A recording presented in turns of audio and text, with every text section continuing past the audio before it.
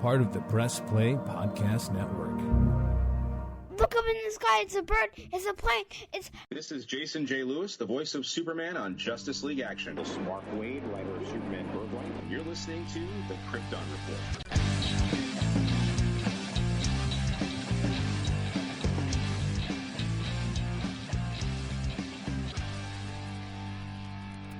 Welcome to the Krypton Report podcast, your all things Superman and DC Comics podcast.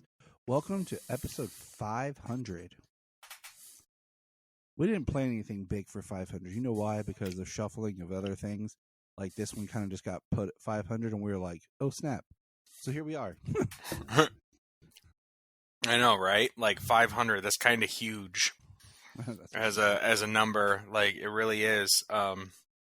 This is my co-host, Mr. James Cole, the Superman of Red. And I'm the Superman of Blue.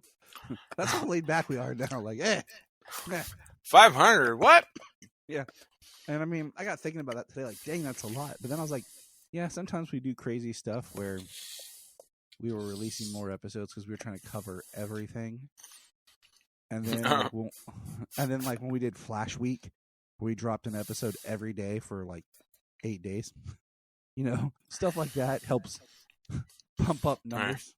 Yeah, or some of Tyler's artist and writer spotlights and character spotlights. Yep. Instead of making really long episodes, we'd make, shorter episodes and stuff. So, yeah, I was just thinking about that. And one thing I think for the new year is we'll have, fewer episodes. I think part of that will come down to just how you and I are going to wait and do more comic clusters from the app and not do books as they come out. And certainly also, like mini-series. Yeah. Mini-series, like that. But so they're completed. But the other thing is just we don't have as much DC content coming out. Like, we had Supergirl, Superman and Lois, My Avenger. We've had a lot of shows that were weekly that we made sure we were covering those episodes along with anything else we had planned. Back when we were covering Krypton and Supergirl, like it was, whoa. Yeah. Just happened. But hey, it's all good. Let's get into some news, man. Well, happy 500. Happy 500, you old fart. Let's see here. Superman and Lois had nominations for the Saturn Awards, and I believe Bitsy Tulloch actually won Best Actress for it. So, congratulations to Bitsy. And Superman and Lois having some recognition, but the Saturn Awards are weird because, like, Stargirl also got nominated for something. And I'm like, what is this? Well, when did Stargirl end? In 2023? No, in 2022. Did you ever watch season 3? No, because you and Brian suck. But I love you both. Actually, I've been really wanting to jump in and finish it up. That's going to happen soon. 3. What do you call it? I really loved it, and it's probably we ranked them. It's my number 2 or 3 DC show. Just depends on my mood. Because I have such a love for The Flash. Because, this week was 10 years. I think it was yesterday, actually. Or was it today? 10 years since Barry Allen got struck by lightning. In the episode entitled 3 Ghosts on Arrow. So, wow. It's pretty insane. Yeah. I mean, heck, I remember that moment just like being like really excited the way they did that. Yes. Bringing him in, him being that character for 2 episodes and then going back and getting that lightning strike stinger. It was pretty awesome. It's highly anticipated. That was probably one of my most anticipated shows ever was for The Flash. And I still go back and I love season 1 and 2 of The Flash so much that just watching the 2 episodes of Grant as Barry Allen, he first showed up, just filled me with Christmas joy. So much Christmas joy. Speaking of joy, McFarlane has a new Superman figure coming out called like Classic, but this just really looks like a cut and paste. It really looks like they just took different parts of all their different Superman figures and put it together with a little bit of a different face mold. Like, it really doesn't look like anything unique. Yeah, and other than anything else, he's smiling. That's about it. Yeah. So that's probably one I'm not going to buy. Also, My Adventures with Superman was nominated for a Saturn Award. Awesome. Good Pods. Good Pods. Congratulations on being the number 2 Supergirl podcast. In the top 100 Supergirl podcasts of all time chart. So thank you, Good Pods. So that was pretty cool. Like getting that in my email. Oh, really? Yeah. Oh, that's awesome. You should check the email, James. Jeez. I should. Let's see here. We got officially Nicholas Hoult is Lex Luthor. I didn't know that was not official, but James Gunn finally said it was official. So that was weird. Yeah, I mean, I did hear something like, it was being like reported by trades and everything, but there wasn't anything actually confirmed. But I guess it was like just making that final deal. You know what I mean? But Yeah. Now that it is officially confirmed, so I'm glad. We talked about that before because we thought it was because it was being reported by the trades the way it was. But yeah, it's great to see. It's great to hear that. Looking forward to, just about anything Nicholas Hoult does. So Yeah. But you know who else got cast in Superman Legacy? Who's that, Tyler? Sean Gunn will play Maxwell Lord. Yeah, I didn't hear that either from James Gunn, so I don't know. It's being reported by Deadline. But my thing is, maybe Deadline wanted to do what Screen Rant did and say they were the first to break that. They just wanted to piss off fans. My thing is, Sean Gunn's a good actor. I've seen him on different things and different stuff. And it's not like Maxwell Lord is, a great character. I mean, Pedro Pascal got screwed over playing Maxwell Lorenzano or whatever. So, a more comic accurate Maxwell Lord, but it's whatever. I don't see him having a major part. I see him more maybe just being some sort of in there for like a scene or two as a foil for Luther. Well, that tea is hot. Woo! Interesting. Interesting thought. Yeah. But what else do we have news-wise? Oh, this one. This one's kind of weird. So, it's weird and because of the timing, I guess. So as of today, DC dropped a bunch of stuff on Tubi. Okay? And basically, it's everything that was just put on Netflix and more. So, here we go. Ready? The Batman, Suicide Squad, Black Adam, Wonder Woman, Aquaman, Batwoman, Gotham, Lois and Clark, The New Adventures of Superman, Birds of Prey, Green Lantern, Wonder Woman, 84 will hit in 2024. Also available is Batman, Batman Returns, Batman Forever, Superman the Movie, Superman 2, I already said that one, and Krypton. So yay nice. for Krypton, getting a stream. Yeah, absolutely. Still no Superboy, though. Because that was one of the first things I wanted to check. Like, all right, baby Superboy's back. No. So that was a little frustrating because we wanted to finish our Superboy watch. Well, I mean, it's kind of cool, these days, honestly, some people are just rolling with the free ones like Tubi and Pluto and stuff. You know what I mean? I hate So, Pluto. I like Tubi. I do not like Pluto. No, Pluto I can just set on like I'm watching TV like the old days. You know what I mean? Just put on something on a channel and let it play. I don't like the way you search and stuff on Pluto. I don't like it. But that's my own thing. Oh, yeah. But people on those free ones and stuff, I mean, when I'm sure how those things are worked, but it's whatever DC can do to make money. Absolutely. Right That's now. all it is. Yeah.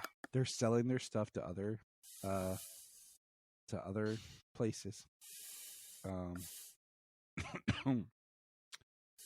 That's basically what they're doing, is sold some the Netflix. I mean, we'll talk about more of that later in our Christmas special, but yeah.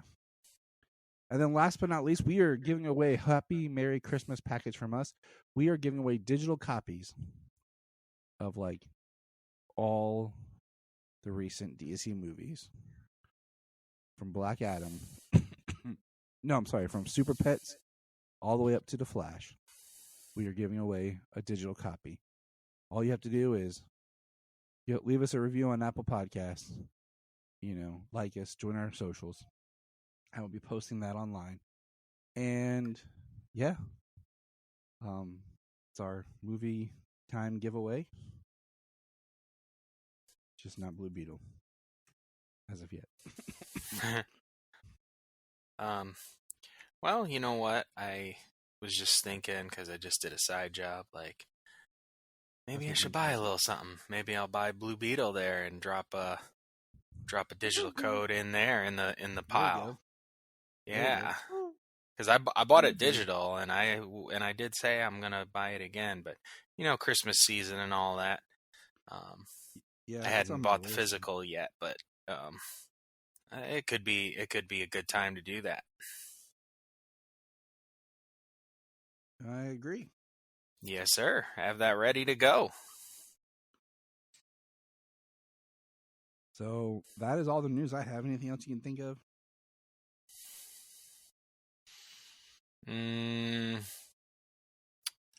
I don't believe so.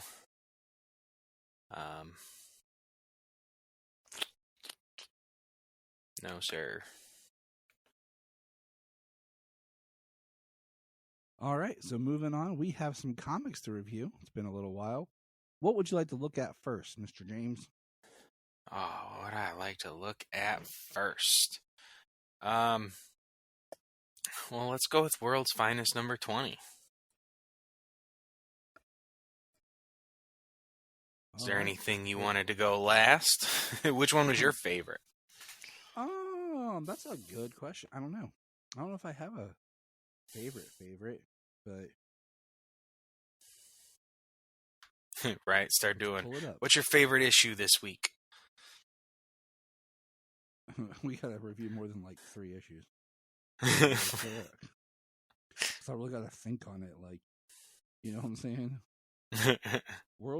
This book. Okay, so the art by Dan Mora is amazing. As a holiday read, I recommend reading Dan Mora and Grant Morrison's Klaus. I just reread it. But yeah, let's go into it. We're on the first page of the issue of the comic, James. You see that? Yeah, I do. The Superman Blue and Superman Red. Yep. So take us there, James. Barry's passing through the multiverse. He's talking about the infinite number of parallel Earths, and we get to see a lot of cool images here. A lot of different versions. It looks like the animated series version. Like I said, red and blue Superman, vampires. We got the Dark Knights of Steel. Werewolves, Red Sun, just all kinds of stuff. Flashpoint and Gotham by Gaslight. Yep. Batman Beyond. And then there's the new Batman Stone Gargoyle at the top, I think. Oh, yeah? I haven't read that one yet. I read the first issue. Wasn't impressed. Mm.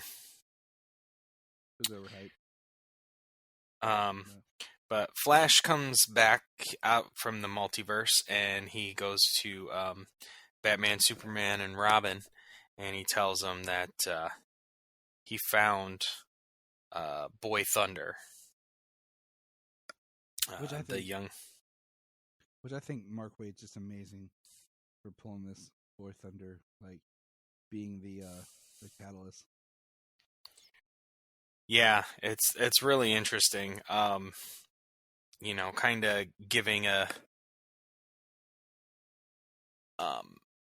giving some more history around the world of the Kingdom Come story that seminal story that he wrote.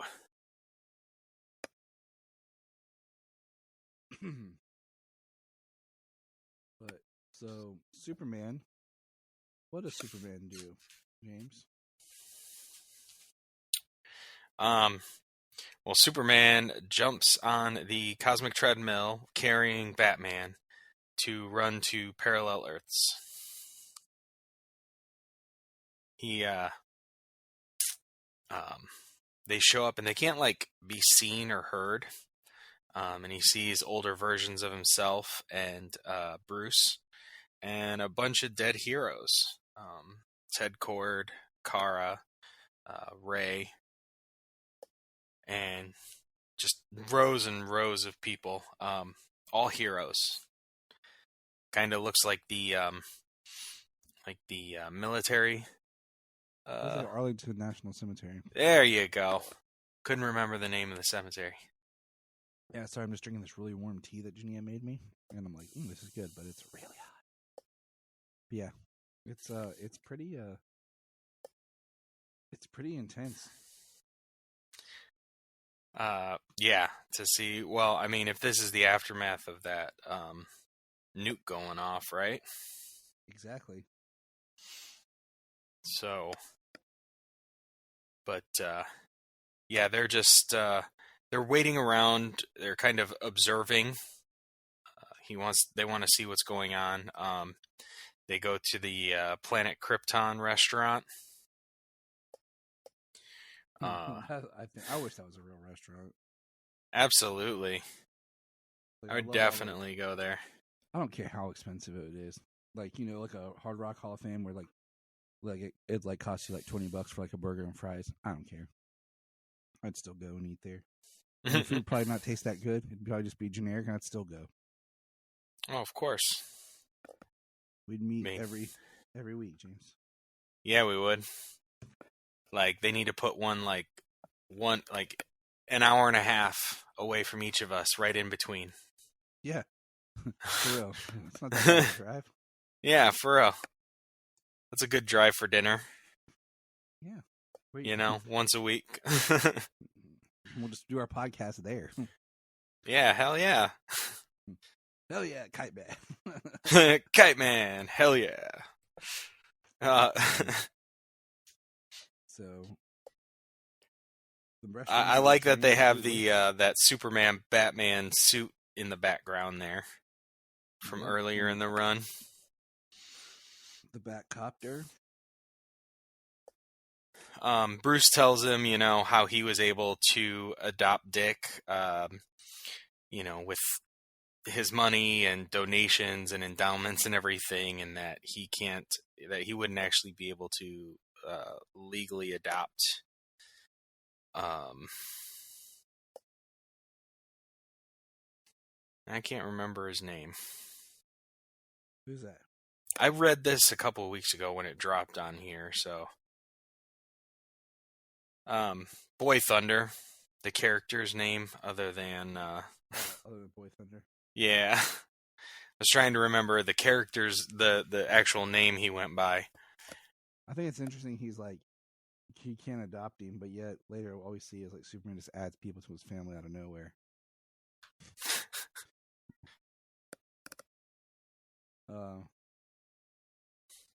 You know what I'm saying? Yeah. So they're on Earth. Anyways, as he's being called now as Thunderman, looks like he's grown up considerably since he's been on this Earth. Earth 22. Earth 22, yes. Yeah. And he is facing off against Atom Master. And as we know from like reading Kingdom Come, like heroes on this Earth, especially like the younger generation that had come up and everything, were like Judge, Jury, and Executioner. They would kill supervillains and things, cause lots of collateral damage, property damage. But Atom Master changes the Earth underneath Superman. He shows up because he heard him, heard Thunderman, and he shows up, and Atom Master turns the ground underneath Superman into kryptonite. And when Batman shows up, gasses her, and Thunderman uses his powers and looks like he's melting Atom Master's helmet on her head, like frying her head. Mm-hmm. And he says, all this time, I mean, I'd given up hope that this day would ever come. I'm so glad you're finally here. I've been waiting years for this moment. And he starts electrocuting Superman. Dun, dun, dun. Mm-hmm. Next, Doppelgangers. That'll be issue 21. It should be coming out sometime soon. Yeah, pretty soon. Like I said, this issue dropped. The 17th. So honestly, we would get this World's Finest 21 dropping probably next week on the app. Cool. Yeah. All right. Next, this is our last week for more quote unquote current comics. Yeah, because after the new year, most of our coverage of comics will be as they drop on the app. Yeah. So let's start with, you want to do Action 1059? Sure. All right. Action 1059. Got this awesome cover with Superman and Steel both in their metal uniforms and their metal suits. Yeah, I didn't get that one. Jania actually got me an alternative cover that she liked of Superman saving a plane. Oh, nice. Well, this is that's the basic cover, and that's what's on online for me to read. Yeah. Yeah, unfortunately, I haven't picked up any books in a couple of months. It happens. So yeah, that's where I'm going.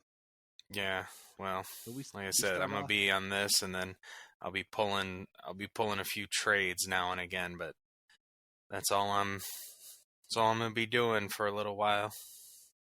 So we have bank robbers getting away, and then we have people flying who come down and crush them in the car, and it says, "We're Blue Earth, and we don't surrender." New Worlds Part 3.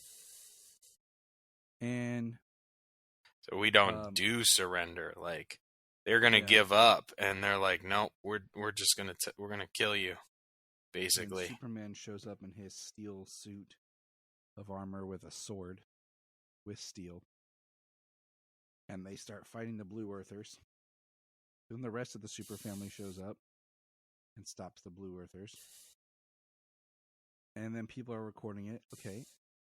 But the most important part is Otha Ray disappears and ends up talking to the head of Blue Earth in like some weird trance, because then they're like, "Snap out of it. What are you doing?" And she's holding like a triangle pendant.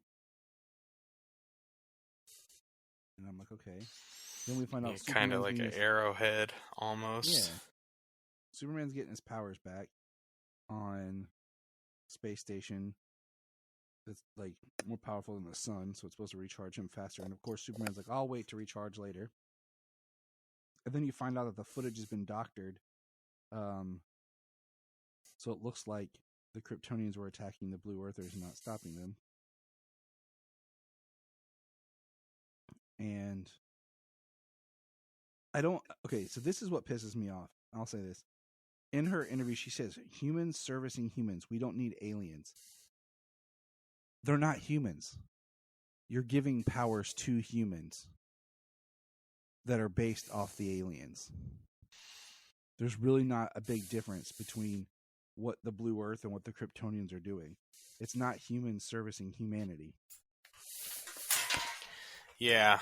And I think that's what's pissing me off with this whole Blue Earth thing is it's not like it's an organization of people who are trained. They're basically just giving them Superman powers and saying, "Oh, we're human," but yet you're not operating or acting like you're human. Oh no, they're not. I mean, the doctored footage is like one of the main things. Like, they're doing everything in their power to discredit Superman and the supers. With the powers that they have, they can make things look bad, and especially the way they are able to kind of change the footage and make it look as though the supers are committing this stuff. I mean, they're kind of just swaying public opinion, you know? Right. But I'm just saying, like, you can't say it's humans protecting the planet when these humans have powers. You know, Well, that's their whole thing, though, is, you know, no aliens. So, I mean, yeah, they're stealing alien powers, but I mean, that's not, and that's clearly not what's being proponed out there either. But I'm still saying it'd be if it was Batman who has no powers, or like Green Lantern, or the Flash, whose powers came from an accident. It's different than people who are using the exact same powers of the aliens they're trying to stop. So yeah, it's not like it's a. I wouldn't feel like, okay, if you're a human, how do you have these powers? So, how are you humans protecting humans with the powers? Like, where are you getting them? So, I don't know. It doesn't feel like it. I mean, steel. Well, humans. I mean, the way that they've talked about it is radiation processing nanobots. Something that is able to replicate the Kryptonians' powers in humans. So they're lying straight out to the public, saying that we've created a way to give people these powers, humans, to protect humans and not rely on aliens. So, and that's what they're doing in the face of the public. Yeah. When I just think it's a dumb story. Like, I just think it's one of those things that just seems like it's been done before. People, you know, giving powers to the aliens and stuff, or trying to do it, but I don't know. Right. Well, we find out that the leader of Blue Earth is actually Bruce and Talia's daughter from another universe, back in Batman Superman The Authority Special #1. That's a deep pull. Yeah, that's a ways back. And that's one of those, like, if you weren't reading it, and she's after Otho, and she pulls Otho to her world. And yeah, very interesting. Well, that's one of those worlds where Bruce became a bad guy, and he took on the role as head of the Demon. Mm-hmm. So, I mean, you know, it's a very dangerous prospect. The next issue is in between what is and what is not, where it's Kong Kenan. Now, I've heard his name pronounced Kenan, and I've heard Keenan. They even say in here, so I'm kind of curious what his name is. He's in kind of the limbo mid-ground with his master, having discovered that Superman's identity, where he's supposed to be dead thanks to Luthor, and then he wakes up. And he's talking to the twins, and he's telling everything to Connor, and he's explaining. And then the Batman of China shows up. He's a Robin bot. They start fighting. And then basically, the long and short of it is Keenan basically has to lie to Batman and tells him the Supes are my team now. You'll have to go through me if you want to investigate them. But he says, I need you to trust me. His Batsy even says Keenan with a double E. It's very interesting. He just can't. He said Batman talks to Robin Bot that Batman would deduce what's going on, figure it out, and then have the same thing happen to him. And then the last thing is, a few days later, he says, so I joined the Super Family officially. They even gave me a cool new jacket. It fits great. And you see him sad because of what happened. So I like that one. Yeah, that was a good story. Like I did like how he is forced to choose the way he is, so that way he can protect his friend. And then the last one is Superman, John Kent, in a Heart in Metropolis. This one was okay. Like, I don't know. Like, I get it. It's just about John trying to live his life with Jay and balance everything. But I don't know. You can take this one, James. He's babysitting his two new younger siblings, the Philosian twins. And he has a little conversation. He lets them stay up 30 minutes past their bedtime. He's talking with Lois. They're discussing, obviously, him watching the kids and the time that they missed out with him. But then he is messaging Jay, and he's talking to him. Jay is working at Steelworks. As I believe it was the head of publicity. I know they said what he did in this issue, but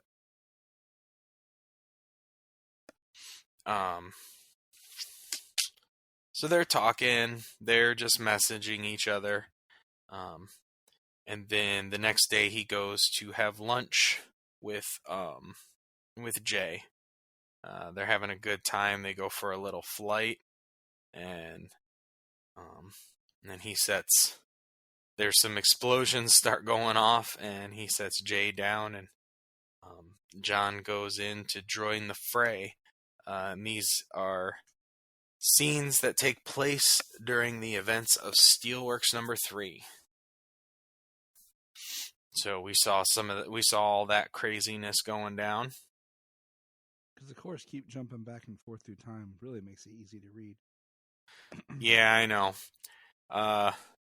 That's kind of the struggle with these backup stories, just being randomly placed in time. Like if these things unfolded a little more linearly, I bet it'd be a little easier to follow. Yeah, that kind of it'd be nice if they were more linear, but whatever. Well, because the Keenan story takes place between 1050 and 1051. Yeah, which was 9 months ago. Right. 10 months ago now. Yeah, it's confusing. But so, and then this one happens with Steelworks number 3, which was only about 3 months ago. It's pretty crazy.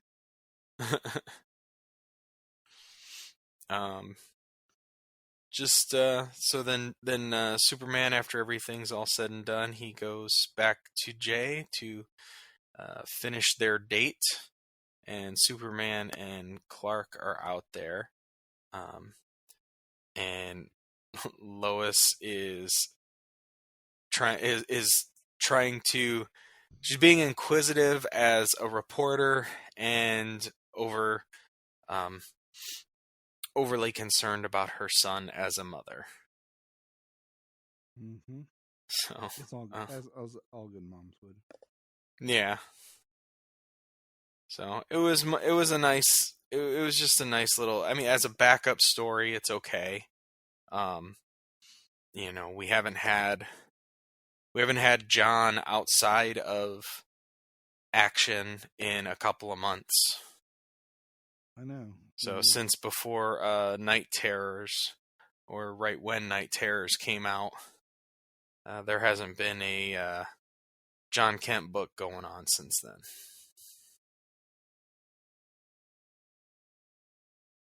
All right. Next book. Excuse me. Superman number 8. Ooh. Chained. So what do you think about this so far?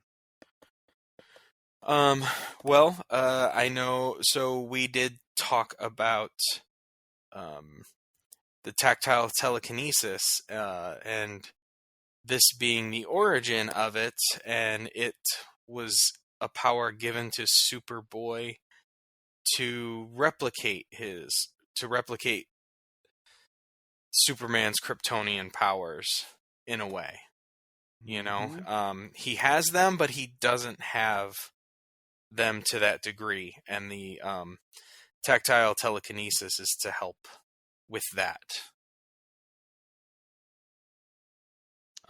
Yeah. So what you're saying is they're listening to me complain and about tactile telekinesis, and they are like, you know what? Yeah. Sounds like Williamson listens to the second top Supergirl podcast. So it looks like somebody listens to me rant. Yes. It's like Tyler's corner grinds his gears. Who knows? You, tactile telekinesis, you. But you. We start learning about the past, and that it's Sammy Stryker. And we see a somewhat son of the founder of Stryker's Penitentiary. Mm-hmm. And he's wearing his suit. The Chained. That's kind of a cool name. It's not bad. I like how there's the history lesson of Lex, and we see the different errors of Lex from recent comics.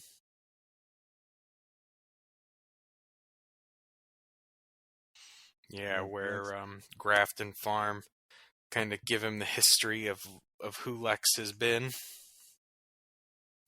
Mm-hmm. And you have Superman. Lex now has a watch, and we have Lena and Lex's daughter, which is still weird. And she likes the Black Canaries.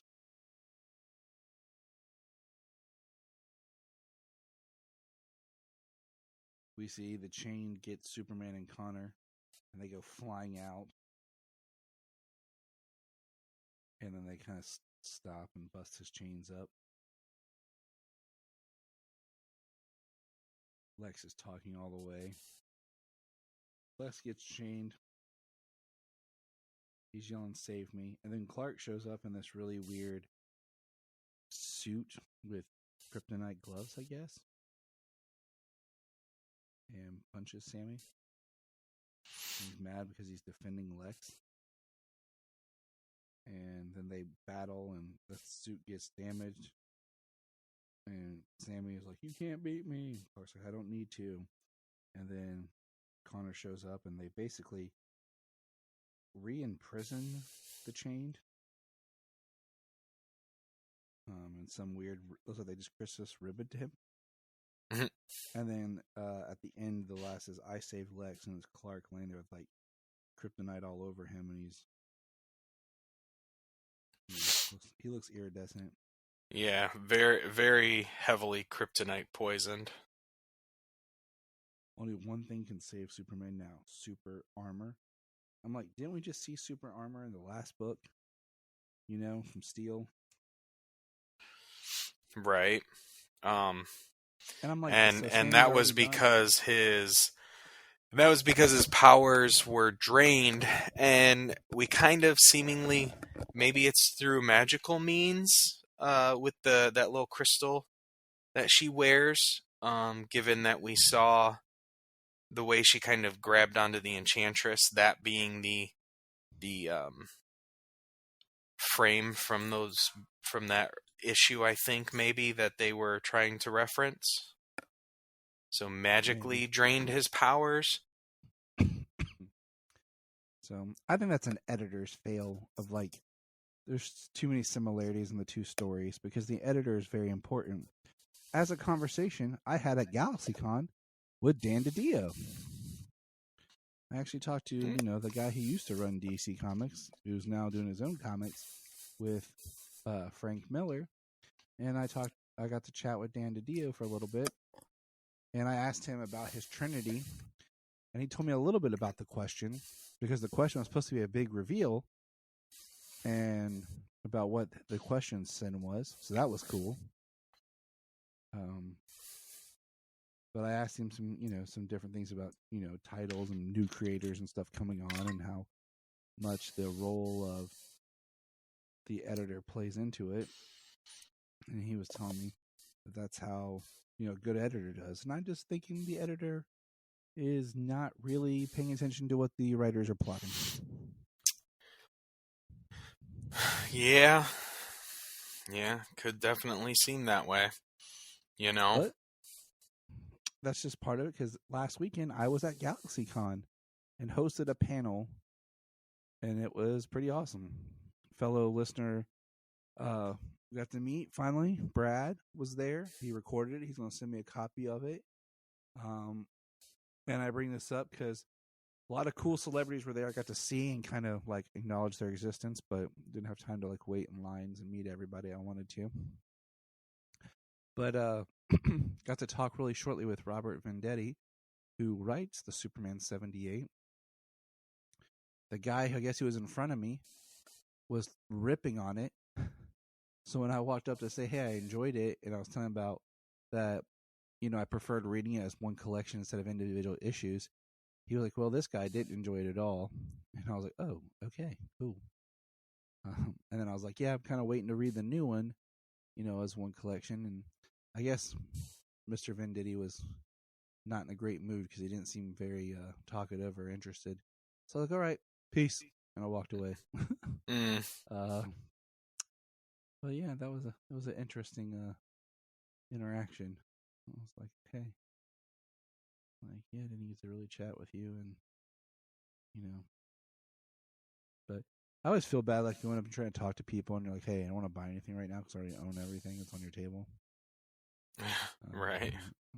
It's like, hey, or like you're just like, hey, I just want to meet this person because I want to meet them. I don't, I can't like buy a $20, $30 autograph or picture from everybody I want to meet at the con. Like, it's just not possible. But yeah, our panel was funny because I had technical, somehow my presentation for the 85 years of Superman was deleted off my computer. I didn't realize it. And when I went to download it, I didn't want to download. So I just did my presentation I was supposed to do last year that I didn't get to do this year. So it all worked out nicely with a nice presentation. Yeah. It was a good time. All right, yeah. It sounds like a good time. Wish James was there. I hate going to things by myself, but I do too. He's too busy saving the world. I was very busy. What James does on the weekends, people. All right, Justice League action. All right. So this is what I've been kind of doing some research. I don't know if are you listening to the rewatch podcast for Justice League with Susanna Heisenberg. Crap, I can't remember what it's called. Off the top of my head, I'm drawing a blank. I did see something about that coming out, but I don't know what it's called. Justice League Revisited. So I've been listening to it, and in one of the episodes, they talk about how different streamers had different orders of episodes because they were broken down by some were showing them in air date, some were showing them production order. So I feel like that's kind of where we're at, where we're getting kind of mixed up on how IMDb had stuff listed compared to what's on your and I's ownership of the digital content. Yeah. So without further ado, James, name one of the episodes of Justice League Action you watched, and let's talk about it. The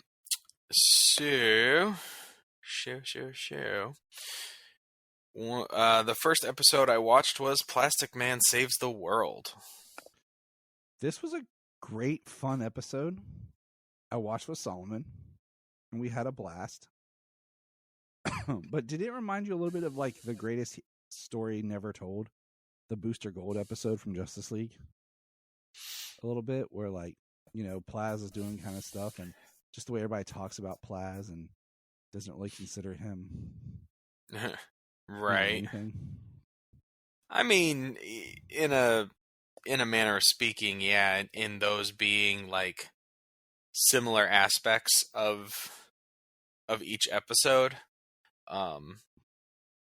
But Plastic Man is, by nature of the character, like the way he's written and then the way he's even played up that way in the cartoon, because it's like so accentuated, that this was comedic in a very different way than that. He's a very different character. I enjoy Plastic Man in this show a lot. Oh, I agree. I agree entirely. It was really fun. You know, the crux of it being that on Brainiac's attacking and on the list, Plastic Man's only like a 4, like his of like 100 is his. Yeah, like a threat level or threat level. Threat level midnight. And Plaz is just so bummed out that he's like so ranked so low. And then by the end of the episode, like Brainiac's pissed and like puts Plaz as a what do you call it? Like a 84 or something. Yeah. He's like, did you guys hear that? I'm an 84. So yeah, it was a fun episode. Yeah, I love that he took down Brainiac. Yeah, that he thwarted Brainiac from stealing Metropolis. Well, like he saved a bunch of bottled cities. Yeah, he saved Kandor. Yeah, and he spit them all back up because he's rubber. Just shows you how no one really understands Plastic Man's powers. I mean, he can do. I mean, how they in The Dark Knight 2, it was Plastic Man was like the most dangerous, most powerful character. And like he can do just about anything. Like in Injustice 2 in the book, you know, he has a son, and his son is very good. Like he can transform into anything, but not as good as his father was. It's like Plastic Man is kind of revered by some people, you know? Mm-hmm. It's crazy. So yeah, I thoroughly enjoyed this one. All right, next episode. It was Rage of the Red Lanterns.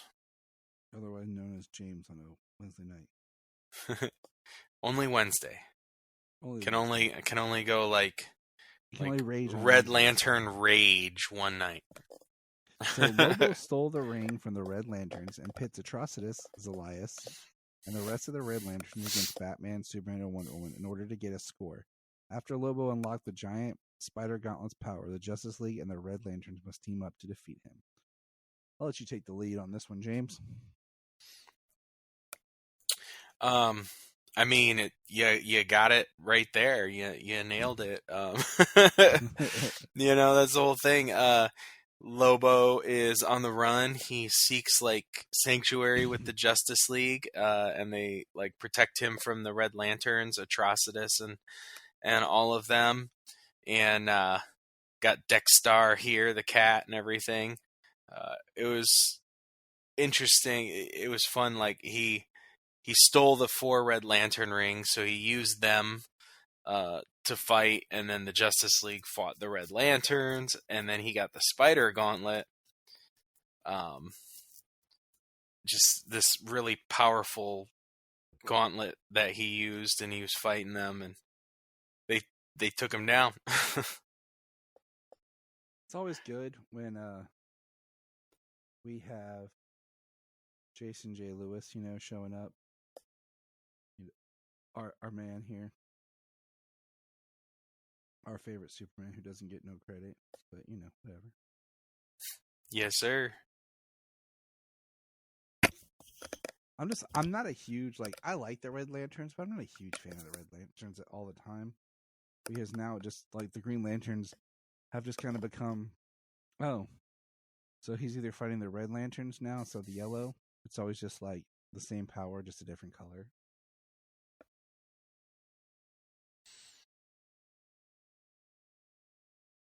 Am I right? I mean, am I right? I mean, you're not wrong. Kind of. It was interesting the way they used them, but trying to do the story after story, it's kind of like you said, the same powers, just different colors. When they write in the things around the powers, the reason they exist, that's kind of how the stories tend to be a little more interesting. I agree. All right, James. Which one's next? Freezer Burn. So, let me tell you a funny story about Freezer Burn. When I was in college, many years ago, I had a roommate in college. I want to highlight that, okay? Who popped some popcorn and burned it, and it was on fire. So he took the popcorn and threw it in the freezer to stop it. Later, while drinking some water, our ice all tasted funny and weird because it tastes like burnt popcorn. That person's name will remain anonymous, but if they're listening, they know who they are. Wow. I still love him. It's a fun story. So is it ashy popcorn? Did it burn? Stay on It stayed fire? in the bag. So it started burning in the bag. So he threw the whole bag of microwave popcorn into the freezer. I wonder what the thought process on that is. Hey, it's all good. What does a freezer do? No, freezer burn, I get it, yeah. Huh. Mr. Freeze flies on his aircraft to freeze the entire Gotham City using Killer Frost as his power source. While Batman deals with Mr. Freeze, Firestorm will have to save Killer Frost and develop a crush on her at the same time. The heat is on! Yeah, I thought that was a great part of the episode. Every time he basically said it as a catchphrase.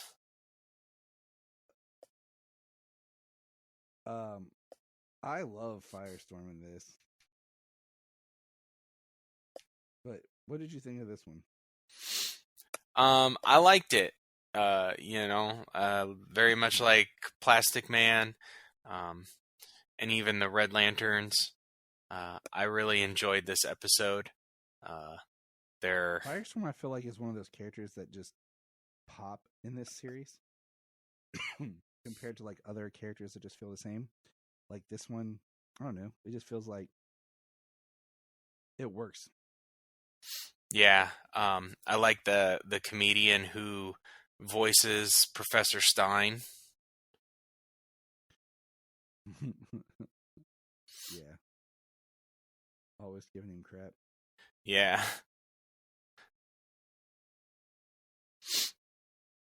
I like seeing when the Killer Frost what do you call it? Killer Frost and like Mr. Freeze and stuff like together. I always like that. Yeah. Seeing characters of similar power sets Yeah. working together like that. Yeah, like it's always cool. And it was kind of like working together, but then he like used her. Took her power. I wouldn't say took her power, but harnessed her power. It's always funny when like the hero falls in love with like, villain.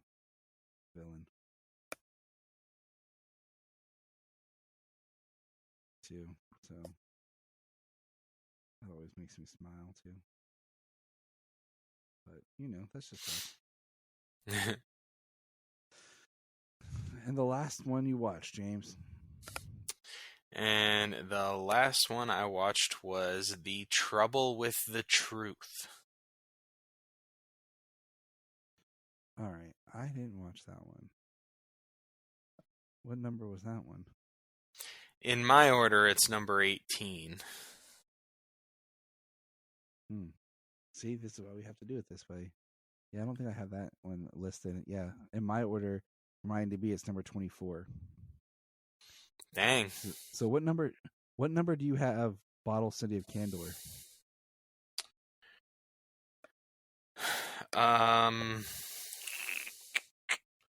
Give me 1 second.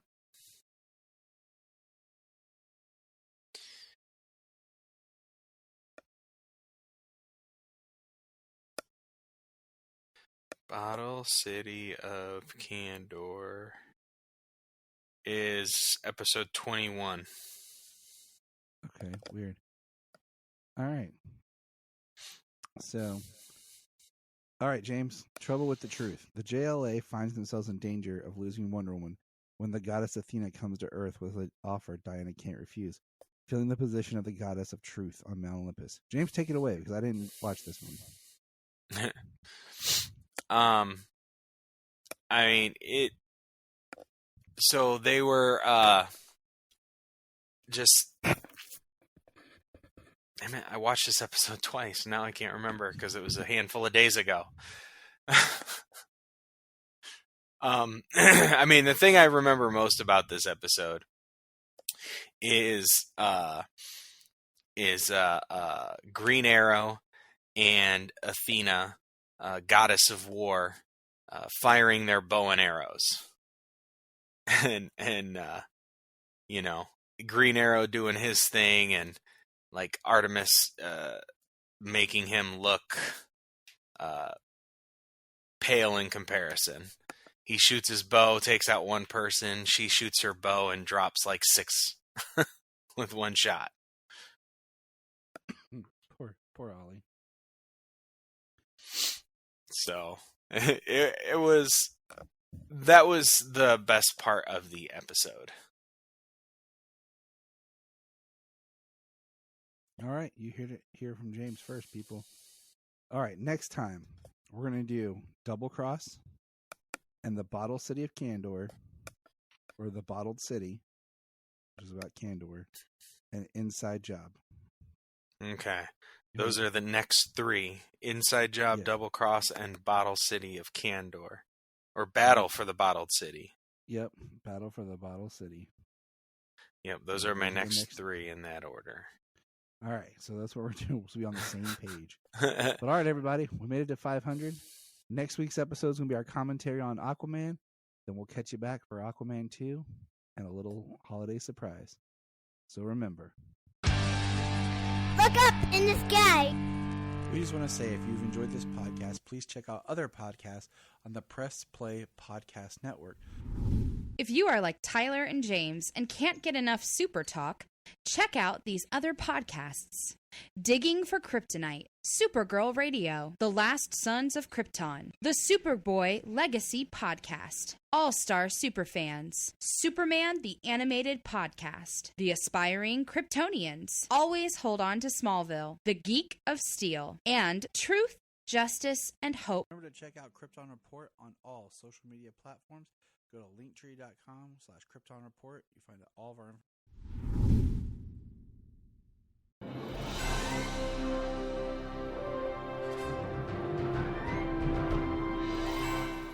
What's up, everybody? Chase Smith here from the Chase Smith Podcast and Cavs on the Break NBA Podcast. And I'm JD, host of the Hyman Podcast, part of the Press Play Podcast Network, and we are super excited to bring you a brand new show starting next Tuesday, the Fanfare Podcast. The Fanfare Podcast is all about your favorite movies and our favorite movies and the best moments in cinema. To help guide our discussion, each episode will feature one classic, and we will grade this movie using a report card-like scale A through F. We're going to be grading categories like acting, directing, cinematography, the score, and even the movie poster itself. And when we're not featuring a movie report card, we'll be sharing our movie rankings, franchise deep dives, actor and director interviews, and everything in between. Movies have been a major part of our lives, and we cannot wait to share our thoughts with you. Our premiere episode will drop Tuesday, June 27th, and JD and I will be reviewing Raiders of the Lost Ark in preparation of the release of Indiana Jones and the Dial of Destiny on June 30th, the 5th installment of the franchise. Join us on the Fanfare Podcast, available on Apple Podcasts or wherever you listen to your podcast. Hello, Brooks here with the Books with Brooks monthly book club podcast. Here's how Books with Brooks works. We read one book a month, and then we talk about it.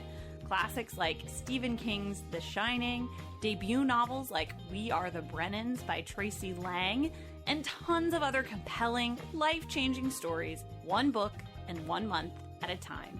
So come read along with us, and then listen in. Here at Krypton Report, we believe in the power of podcasting, the power of speaking your voice and speaking something that comes from you. So here's a couple of podcasts you can check out with people sharing their voice. I am Brian Peters, the creator and host of Gravely Amusing. For the past 30 years, I've studied the history of gods and monsters in pop culture and our world. As a student of theology and history, I've tried to understand evil and its impact on us. As a writer, I've tried to share this knowledge. As a comedian, I've tried to make people laugh as I do it. But as a man-child, I'm still that scared 7-year-old boy. Join me as I share the history of horror and sci-fi, discuss classic and modern pop culture, and share a creepy story or two. This podcast may scare you, it may horrify you, or it may leave you gravely amused. Listen to Gravely Amusing on Apple Podcasts, Spotify, iHeartRadio, and wherever podcasts are found. Follow us on Twitter at Gravely_Amusing or on TikTok at Gravely Amusing. Hi, I'm Taria Maynard, and this is my co-host, Jania Patrick. We're a couple of sisters in Central Ohio who created a podcast. Our podcast is called The Confessing Heretics. The basic premise of the podcast right now, as we see it, is we're going to talk to you guys about our stories in religion, would you say? This podcast is about sharing our truths, our religious traumas, and our histories. We'd love for you to join us on our journeys as we talk about our pasts and discover more about ourselves along the way. We will be featured on Facebook, Instagram, TikTok, and YouTube. Just look for The Confessing Heretics. We have a $1 Patreon. Yes, I know everyone asks for money, but our $1 Patreon each month gets you commentary tracks for releasing movies, DC movies. It gets you my Requel series where I pitch ideas about movie sequels, prequels, or whatever. It also gets special bonus episodes of whatever else some of the friends of the network chime in and drop. So check that out for $1 a month. That's all we ask. Keep it cheap, keep it simple, and help us keep going. Check out the link in the show notes or Patreon, Krypton Report. Follow the link in the link tree or in the show notes below, patreon.com/Krypton Report. This is Dan Jurgens, and if you want to have a good time, keep listening to the Krypton Report.